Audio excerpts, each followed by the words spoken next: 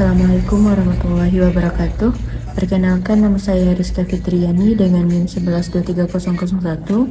Di video kali ini saya akan mereview video dalam podcast Ngopi bersama Dr. Salman SHIMH dengan tema tidak sah bercerai kecuali di pengadilan agama. Di dalam video tersebut membahas persoalan perceraian yang masih sering disalahpahami oleh masyarakat. Dalam kehidupan sehari-hari, masih banyak orang yang menganggap perceraian cukup dilakukan dengan ucapan talak secara lisan, baik di rumah, di depan keluarga, maupun di hadapan tokoh agama, tanpa melalui proses pengadilan. Melalui video ini, Dr. Salman memberikan penjelasan yang mendalam bahwa perceraian bagi umat Islam di Indonesia hanya dianggap sah apabila dilakukan melalui prosedur resmi di pengadilan agama sesuai ketentuan hukum yang berlaku.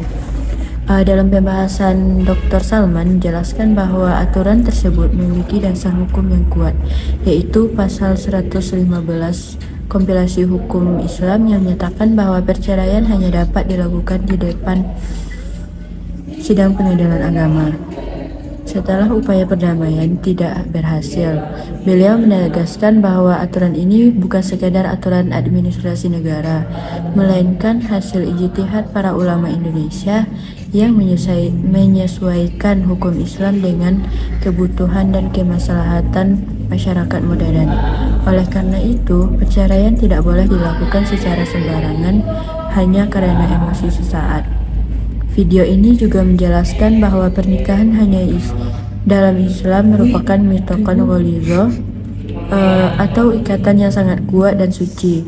Karena itu, mengakhiri pernikahan harus dilakukan secara bertanggung jawab melalui proses yang benar. Dr. Salman mencontohkan bahwa perceraian yang dilakukan hanya melalui pesan singkat, ucapan spontan, atau surat tanpa proses hukum dapat menimbulkan banyak masalah di kemudian hari, terutama berkaitan dengan status hukum suami, istri, dan anak. Dalam video dibahas beberapa kesalahpahaman yang berkembang di masyarakat. Salah satunya adalah anggapan bahwa apabila suami meninggalkan istri selama 2 tahun, maka perceraian otomatis terjadi.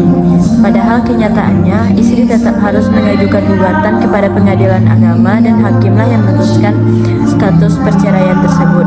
Begitu juga dengan talak 3 yang diucapkan di luar sidang, yang secara hukum negara tetap belum dianggap sah sebelum diproses melalui persidangan.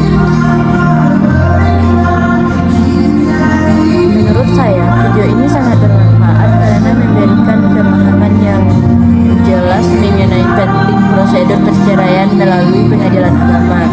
Penjelasan yang disampaikan mudah dipahami dan disertai alasan hukum maupun agama yang kuat, sehingga mampu meluruskan pemahaman masyarakat yang masih keliru mengenai perceraian.